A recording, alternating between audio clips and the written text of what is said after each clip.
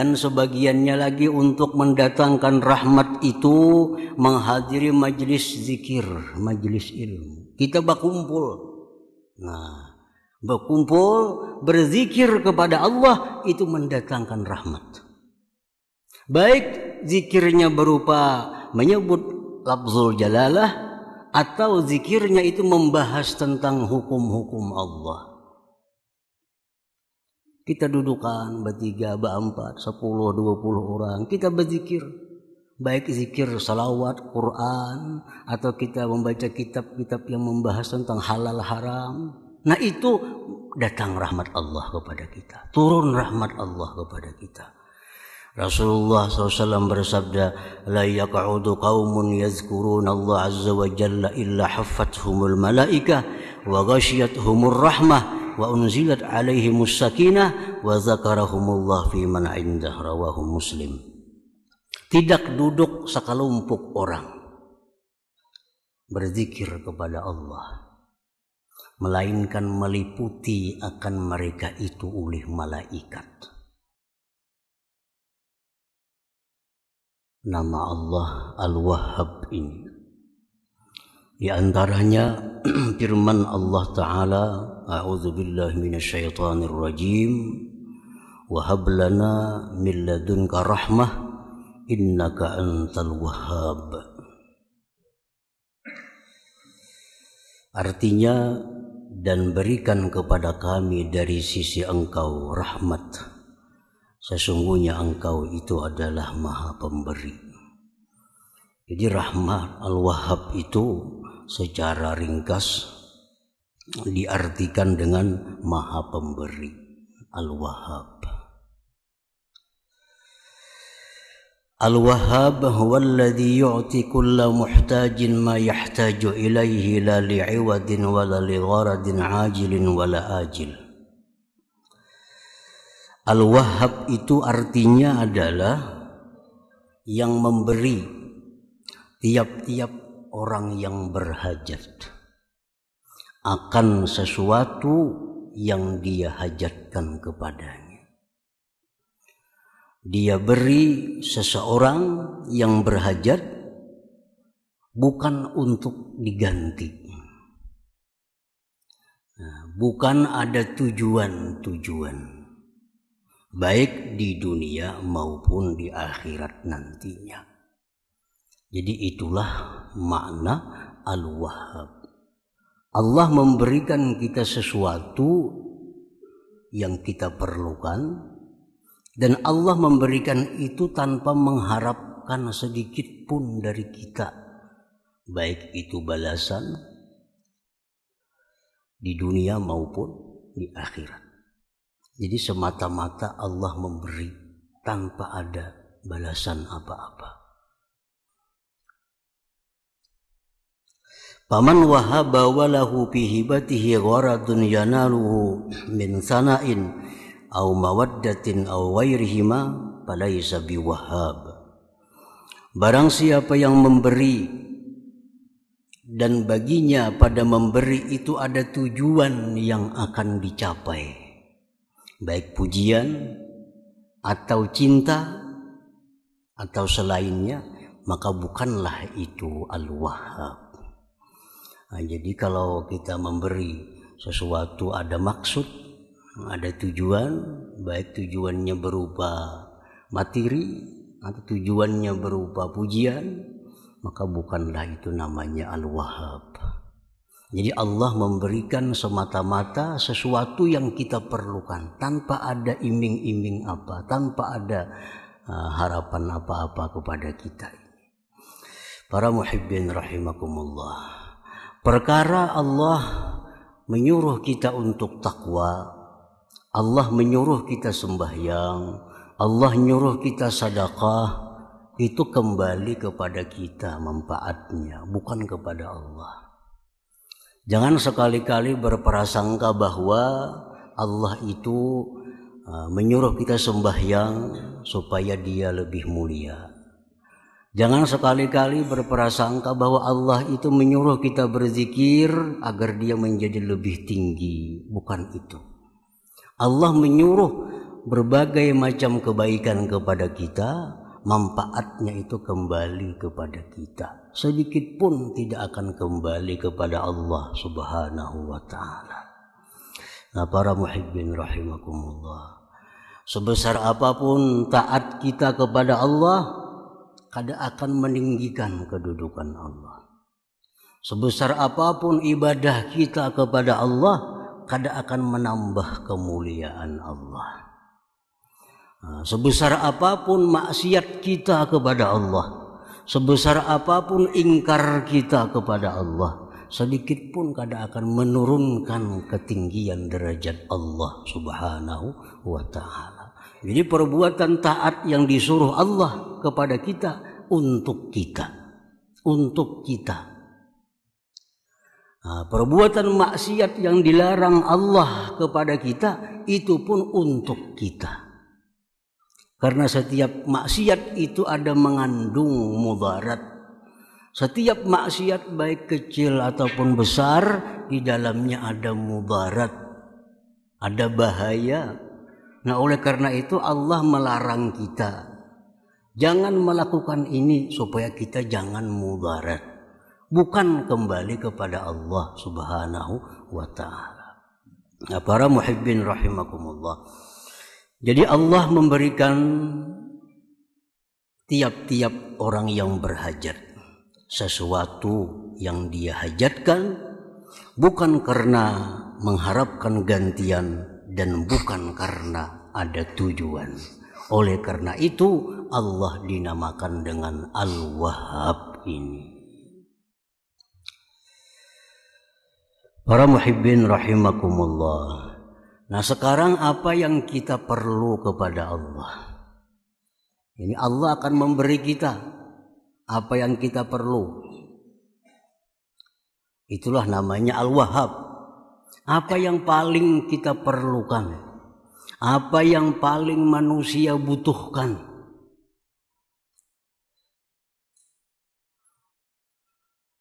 Allah mengajarkan dalam doa pada kitab sucinya Al-Quran, wahab lana min ladunka rahmah innaka antal wahhab.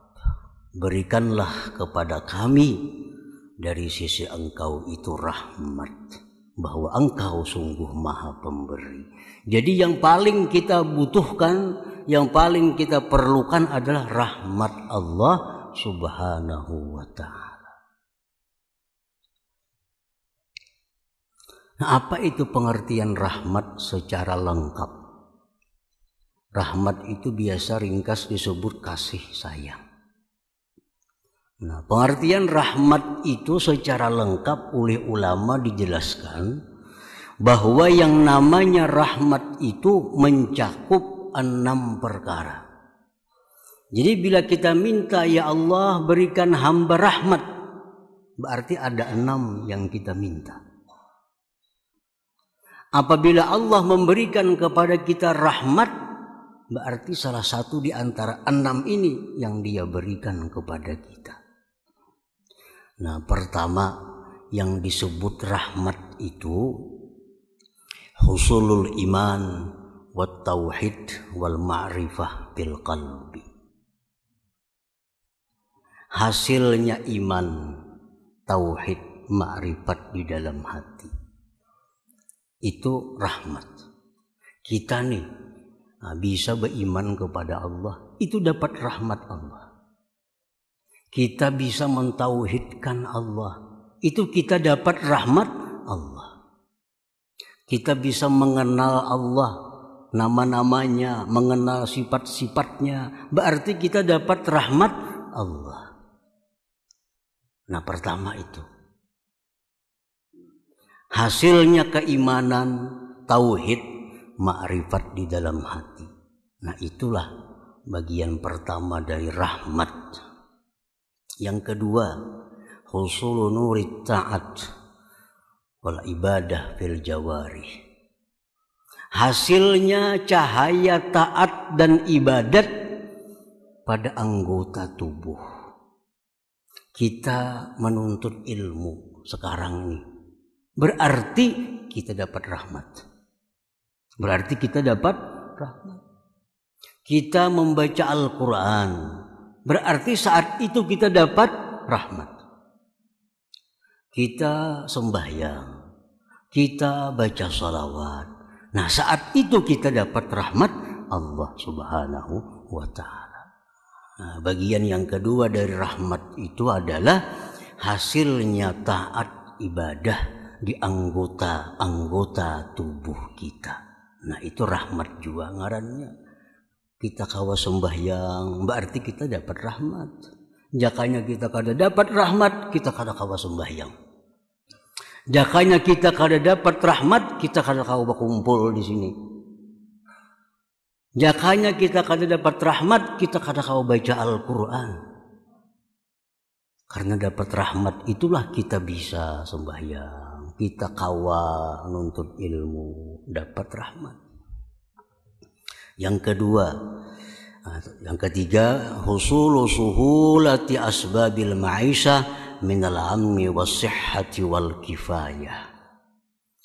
Yang namanya rahmat itu hasilnya kemudahan, sebab-sebab kehidupan, keamanan, kesehatan, dan kecukupan.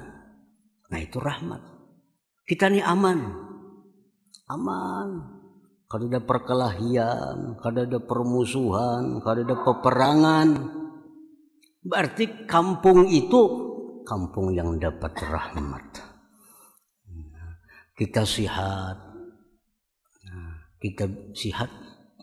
kita cukup dalam kehidupan, itu berarti dapat rahmat Allah. Yang keempat, husulu suhulati sakaratil maut, hasilnya kemudahan waktu sakaratul maut. Kita dapat kemudahan sewaktu menghadap Israel. Israel itu pasti datang kepada kita. Kita pasti bertamu lawan Israel. Ada yang sulit, ada yang mudah.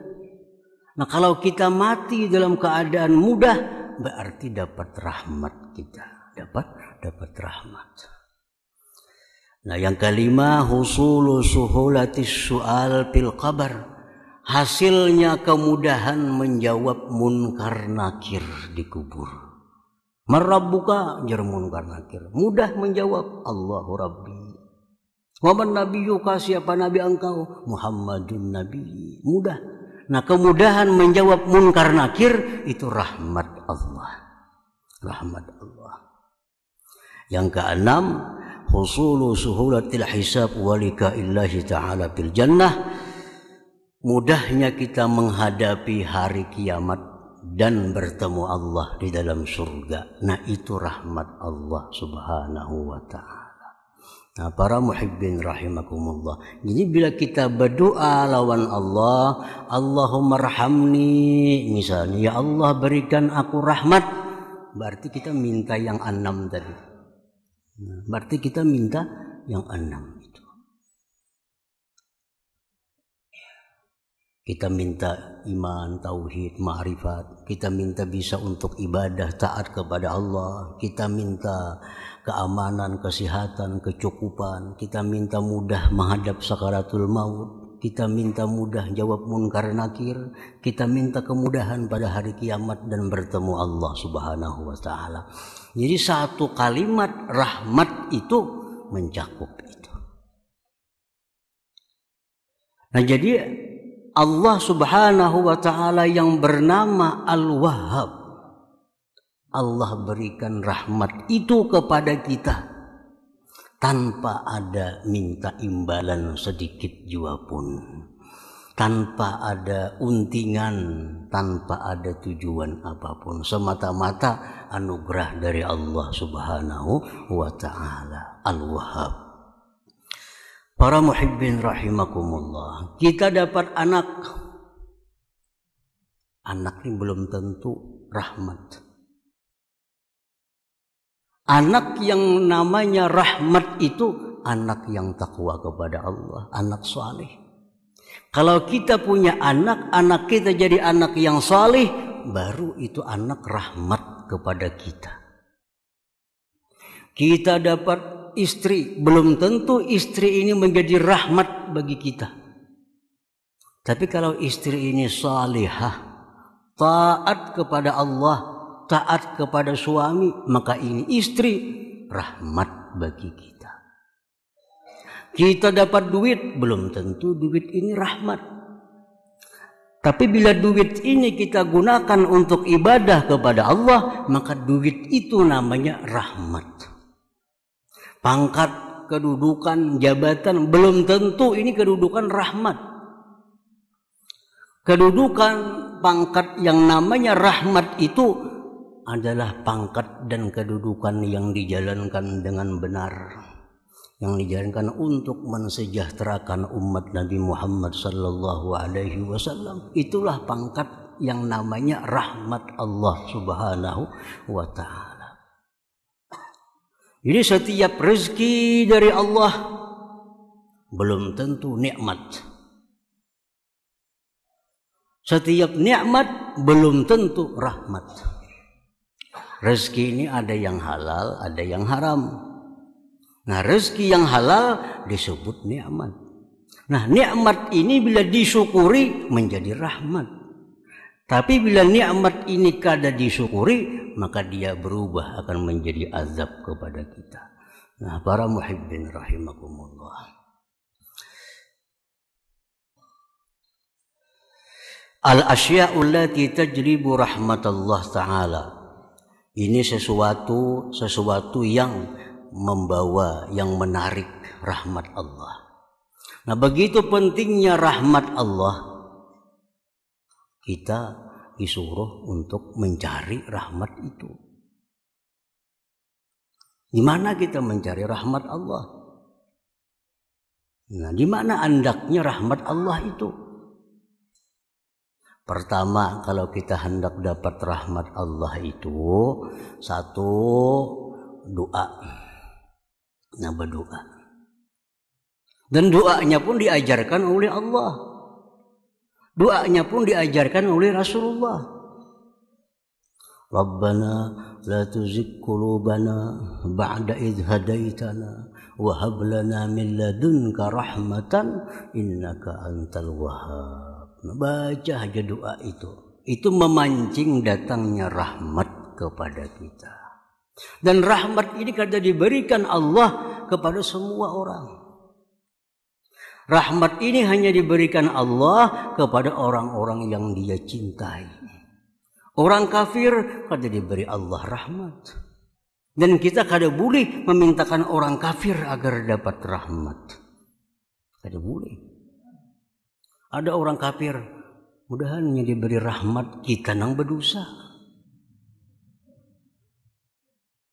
Doa untuk orang kafir itu hanya satu. Ya Allah, berikan dia hidayah kepada jalan yang benar. Allahumma hdih ila siratil mustaqim. Kita melihat orang kafir, melihat orang musyrik, doakan agar mereka dapat hidayah, petunjuk dari Allah. Jangan didoakan dapat rahmat. Karena rahmat itu Allah kadang akan memberi kepada orang kafir. Rahmat hanya diberi kepada orang-orang yang dicintai oleh Allah Subhanahu wa ta'ala. Satu doa tadi. Nah, biasakan berdoa minta rahmat.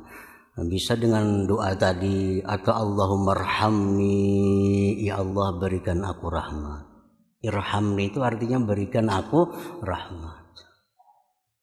Nah, wa minha hudhuru majlisi ilmin wa zikrin, dan sebagiannya lagi untuk mendatangkan rahmat itu menghadiri majlis zikir, majlis ilmu. Kita berkumpul. Nah, berkumpul berzikir kepada Allah itu mendatangkan rahmat. Baik zikirnya berupa menyebut lafzul jalalah atau zikirnya itu membahas tentang hukum-hukum Allah. Kita dudukan bertiga, berempat, 10, 20 orang. Kita berzikir. Baik zikir salawat, Quran, atau kita membaca kitab-kitab yang membahas tentang halal haram. Nah, itu datang rahmat Allah kepada kita. Turun rahmat Allah kepada kita.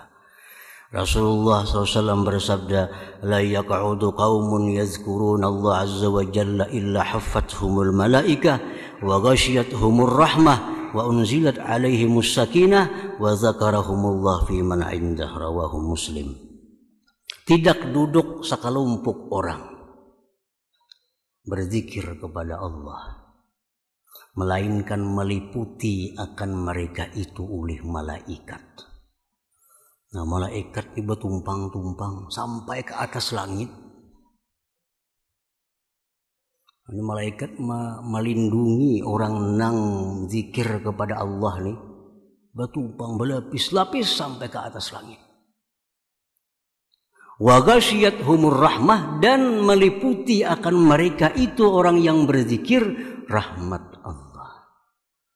Nah, orang ini diliputi oleh rahmat Allah dan diturunkan atas mereka ketenteraman, dan mereka disebut-sebut Allah di sisi para malaikatnya.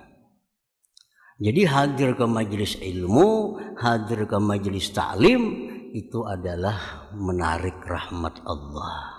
Nah, yang ketiga, ziaratus salihin, ziarah kepada orang saleh. Ziarah bailang, baik yang diilang ini masih hidup atau yang diilang ini sudah dikubur.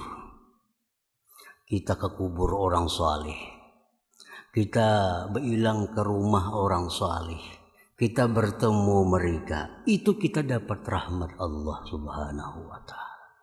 Walaupun kita diam, ada bebandir apa-apa, duduk, nah, sudah dapat rahmat Allah. Nah, Imam Sufyan Ibnu Uyainah mengatakan, inda zikris salihin tanzilur rahmah. Ketika kita menyebut nama orang saleh, kita dapat turun rahmat Allah Subhanahu wa ta'ala. Nah, kita sebut nama Nabi misalnya, nah, kita sebut nama-nama sahabat, kita sebut nama-nama para imam, nah, kita sebut nama-nama para aulia, kita dituruni oleh rahmat Allah Subhanahu wa ta'ala.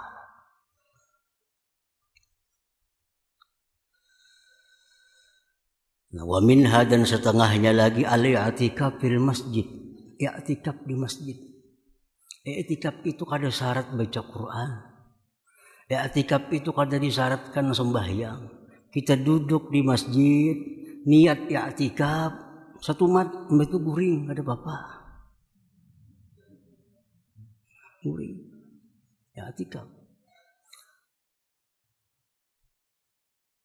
Rasulullah SAW bersabda, man tawadda'a fi baitihi fa ahsana wudu'ahu thumma atal masjid fahuwa zairullah wa haqqul mazur ay yukrima zairah, rawahu Tabarani wa sahhaha. Ujar Nabi, siapa yang berwudu di rumahnya dengan wudu yang sempurna, yang baik, kemudian dia datang ke masjid,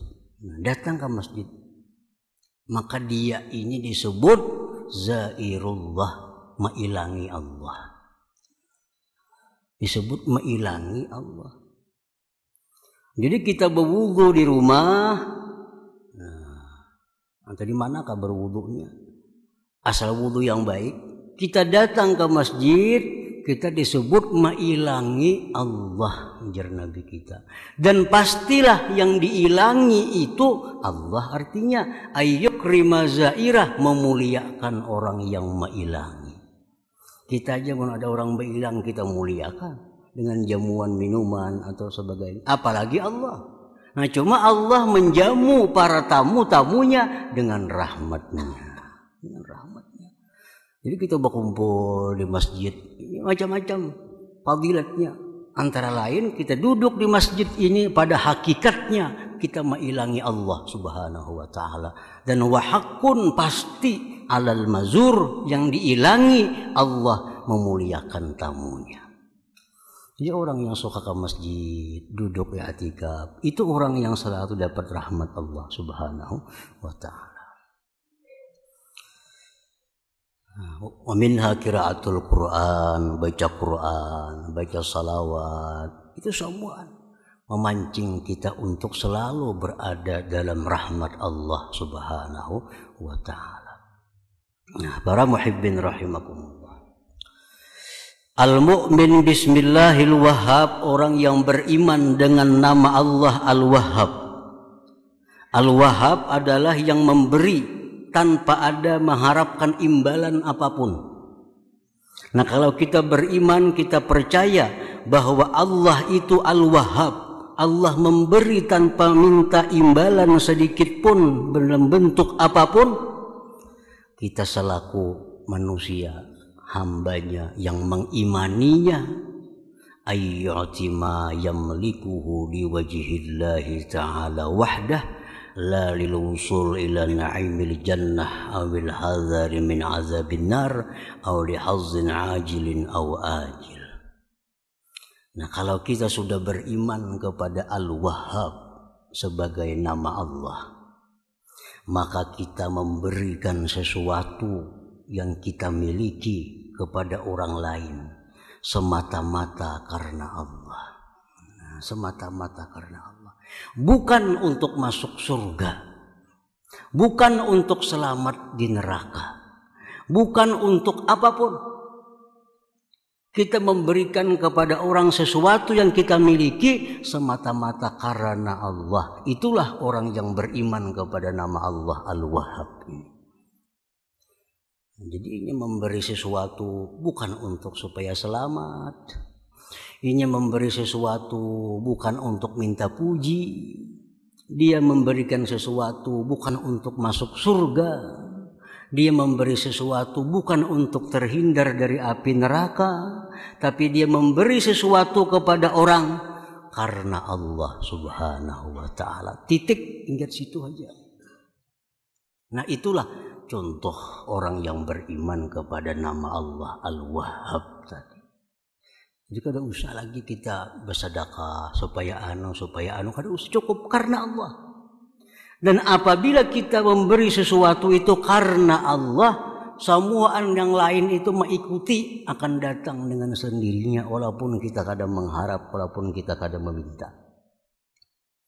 Kita memberi makan orang karena Allah, otomatis sudah Allah akan beri dia surga.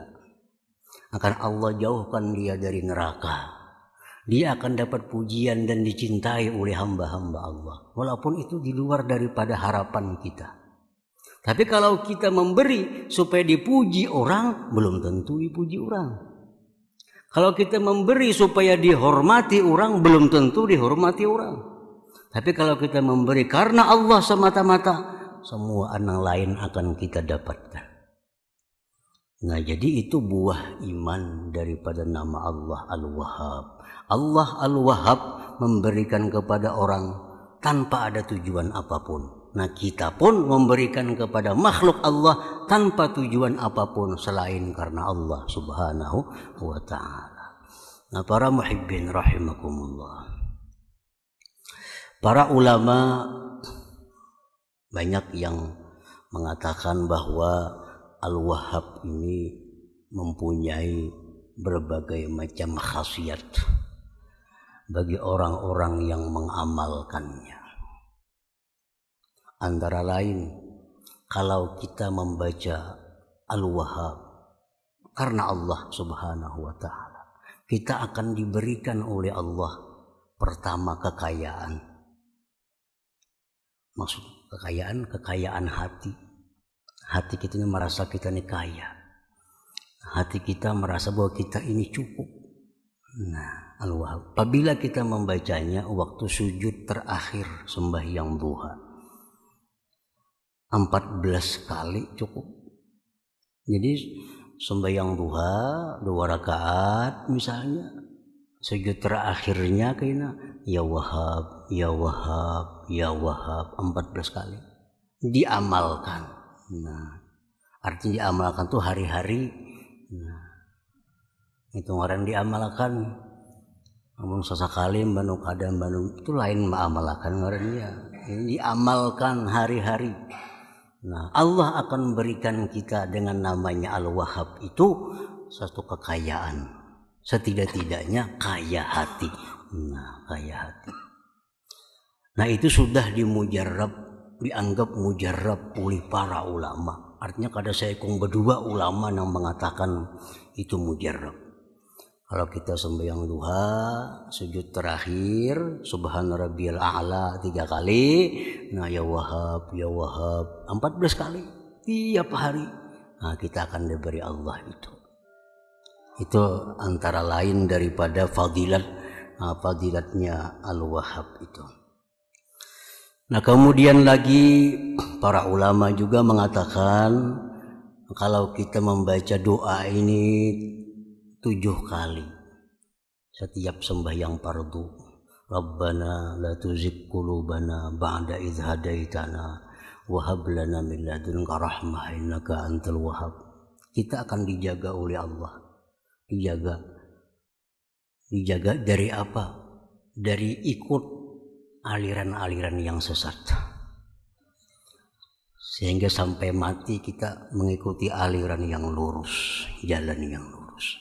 Rabbana la tuzigh qulubana. Wahai Tuhan kami, jangan kau condrongkan hati kami. Ba'da idh hadaitana, sesudah engkau beri kami hidayah. Wa hab lana min ladunka rahmah, berikan bagi kami rahmat dari sisi engkau. Innaka antal wahhab. Baca 7 kali mbah sembahyang. Mengkada kawa kelima waktunya barang mbah maghrib mbah subuh. Baca 7 kali supaya kita bisa selamat dari tergoda dengan aliran-aliran yang sesat. Karena aliran dalam Islam ini banyak macam-macam aliran. Ada aliran yang kada bersembahyangan, ada aliran yang macam-macam. Nah, supaya jangan tergoda hati aliran yang kada jelas, yang bukan diajarkan Rasulullah, nah amalkan ini. Rabbana la tuzigh qulubana ba'da idh hadaitana wa hab lana min ladunka rahmah innaka antal wahhab. Insyaallah kita akan dibimbing sampai akhir hayat kita berada di jalan yang diridhai oleh Allah Subhanahu wa taala. Amin ya rabbal alamin.